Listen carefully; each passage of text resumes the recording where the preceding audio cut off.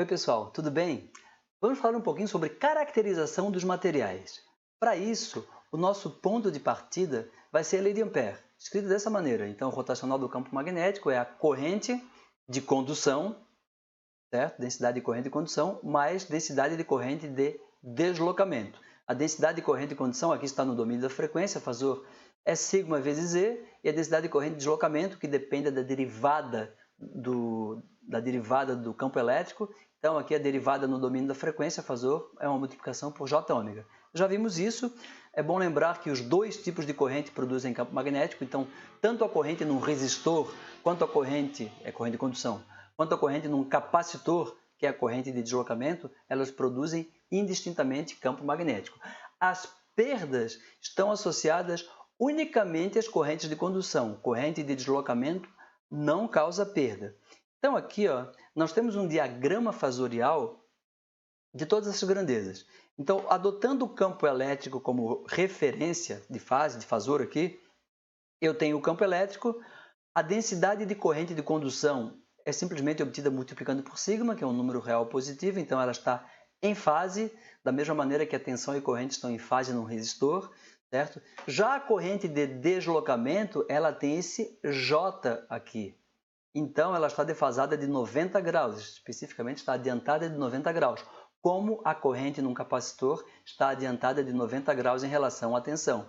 Então, a corrente, o fasor corrente de deslocamento, o fasor corrente de condução, a soma dos dois me dá a corrente total, certo? Então, aqui é uma soma fasorial, uma soma de números complexos.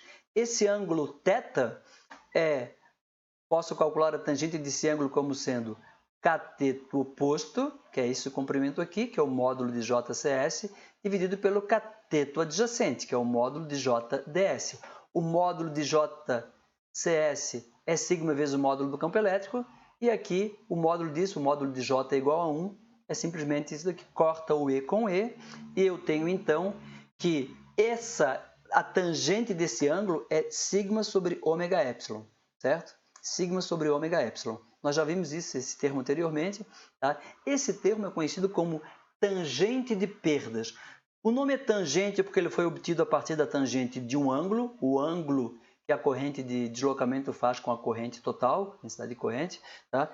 E tangente de perdas porque quanto maior a tangente de perdas, maiores serão as perdas de potência no material à medida que a onda se propaga. A caracterização dos materiais é feita, então, utilizando a tangente de perdas. Então, aqui está. Tá?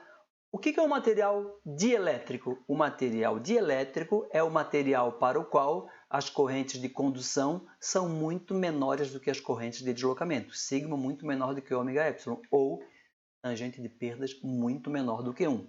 No caso de um dielétrico perfeito, por exemplo, o vácuo, a condutividade é nula, logo a tangente de perdas é nula. Certo? Para o material quase condutor ou um péssimo dielétrico, a corrente de condução e a corrente de deslocamento têm mais a mesma ordem de grandeza. A tangente de perdas é aproximadamente da ordem de grandeza de 1, certo?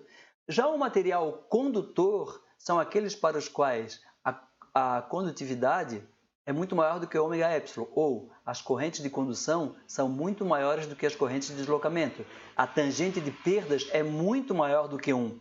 No caso de um condutor perfeito, a tangente de perdas e a condutividade são infinitas, tendem a infinito, certo?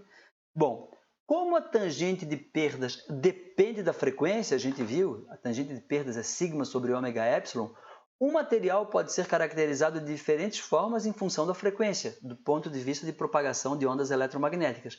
Então, vamos ver um exemplo para a água do mar. A água do mar tem uma condutividade aproximadamente, depende de vários fatores, tá? Depende do mar até, 4 siemens por metro, e um εr, que eu vou colocar aqui aproximadamente igual a 80.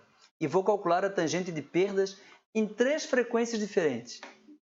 800 kHz, 800 MHz e 300 GHz. A gente vê que a tangente de perdas varia bastante nessas 3 frequências. Em 800 kHz, a água do mar se comporta como um condutor para a passagem de uma onda eletromagnética. Já em 300 GHz, a água do mar se comporta como um dielétrico para a propagação de ondas eletromagnéticas, certo? No caso de um material dielétrico que tem as poucas perdas, é possível fazer algumas aproximações para o cálculo da constante alfa e beta, da constante de atenuação e da constante de fase. Bem, o ponto de partida é a série binomial, que vocês já devem ter visto alguma vez na vida em física ou em cálculo. Então, a série binomial estabelece o seguinte: 1 mais x elevado a n, em que x e n podem ser qualquer valor, não precisa ser real, não precisa ser positivo, negativo, qualquer, pode ser complexo, tá? É 1 mais nx, mais n, etc, etc, etc. Não vou ler tudo que está aqui, tá? E isso é uma série que converge quando o módulo de x for menor do que 1. No caso particular em que x, o módulo de x for muito menor do que 1, x ao quadrado é desprezível, x ao cubo é ainda mais desprezível, então 1 mais x elevado a n pode ser aproximado apenas pelos dois primeiros termos da expansão, aqui da série, certo? Então, aproximadamente 1 mais nx. Nós vamos utilizar isso na expressão da constante de propagação. Então, aqui nós temos a expressão da constante de propagação. Eu vou pegar só essa última raiz quadrada que está aqui e escrever como sendo a raiz quadrada, entre colchetes, elevado a 1 meio. Elevar a 1 meio significa extrair a raiz quadrada. Lembrando que isso é a constante de propagação gama, cuja parte real é alfa e a parte imaginária é beta. Esse termo, que está aqui entre colchetes com o expoente, vai ser aproximado utilizando a série binomial para os materiais com poucas perdas. Então, o material em que a tangente de perdas sigma sobre ômega epsilon é muito menor do que 1.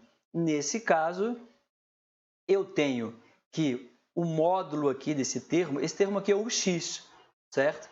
O módulo dele vai ser muito menor do que 1. Lembrando que j raiz quadrada de menos 1 tem módulo unitário. Então, se esse termo aqui for muito menor do que 1, significa que a tangente de perdas é muito menor do que 1, e essa aproximação da série binomial pode ser usada, então. Então, o n é o expoente, é 1 meio. Então, utilizando essa expressão da série binomial, essa raiz quadrada pode ser escrita de uma maneira mais simples. E eu vou substituir isso na equação de cima e vou obter, então, uma expressão um pouco mais simples para a constante de propagação.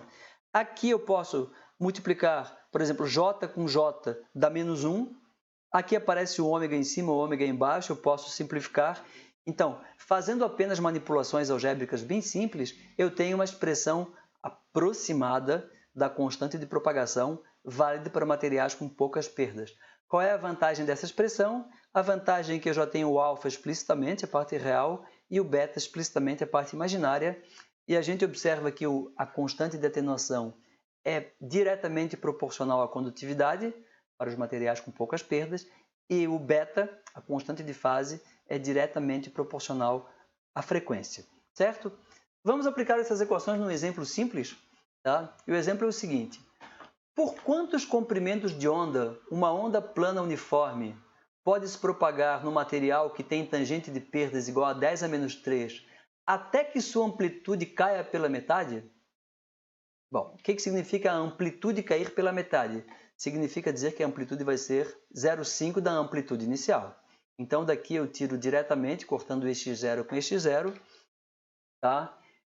O valor da exponencial, mas eu quero saber qual é o valor de z em que isso acontece, e mais ainda, esse z dado em termos de números de comprimento de onda. Então, z é n lambda. O que eu quero calcular no final das contas é quantos comprimentos de onda a onda precisa se propagar até que isso aconteça. Então, eu quero saber o valor de n, certo?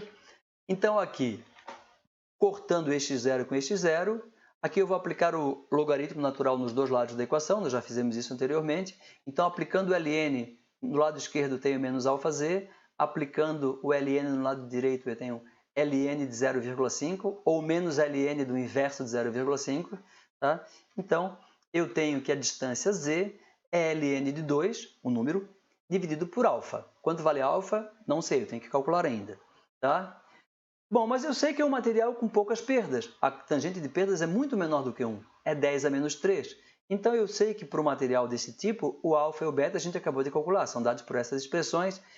Esse é um tipo de exercício que a pessoa tem que ficar olhando um pouquinho, tem que ter um insight, tá? Uma luz divina que diz o seguinte: como que eu vou resolver? Aqui teria que estudar um pouquinho, olhar um pouquinho e chegar à conclusão de que se eu dividir alfa por beta, tá? Luz divina, eu consigo obter justamente sigma sobre ômega epsilon e o 2 aqui na frente. Então, é a metade da tangente de perdas. Então, alfa dividido por beta é a metade da tangente de perdas. Por que eu estou fazendo tudo isso? Porque eu quero relacionar z com lambda, mas eu consegui relacionar z com alfa. Eu tenho que relacionar alfa com lambda. Mas eu não, como relacionar alfa com lambda? Eu primeiro vou relacionar alfa com beta. Como beta é 2π sobre lambda, eu tenho a minha ponte até obter o valor final de z. Então, aqui está, isso é alfa sobre beta. Então, daqui eu tiro que alfa é 10 a menos 3 dividido por 2 vezes beta. E o beta, constante de fase, é 2π sobre lambda. Então, substituindo aqui, eu tenho que o meu alfa é 10 a menos 3π, o número, dividido por lambda. E isso eu vou jogar nessa equaçãozinha aqui de cima, certo? Então, o meu z... desculpa, nessa equaçãozinha aqui pintadinha de cinza, tá? Ln de 2 dividido pelo alfa que eu acabei de obter. Então, eu tiro finalmente que o meu z é igual a 220,6 lambda. Então, depois de percorrer uma distância correspondente a 220,6 comprimentos de onda, a onda teve a amplitude que caiu pela metade, certo? Então, é só para ilustrar a utilização daquelas aproximações. Não é nada muito relevante, mas é também para treinar um pouco de manipulação algébrica, certo? Bom, estamos estudando uma onda eletromagnética. Já falamos de campo elétrico, já falamos de campo magnético, comprimento de onda, atenuação, etc. Falta falar de uma coisa bastante importante, o que é potência. A potência associada à propagação eletromagnética, a energia. Então, é isso que a gente vai fazer na próxima aula. Tá certo, pessoal? Até daqui a pouco, então.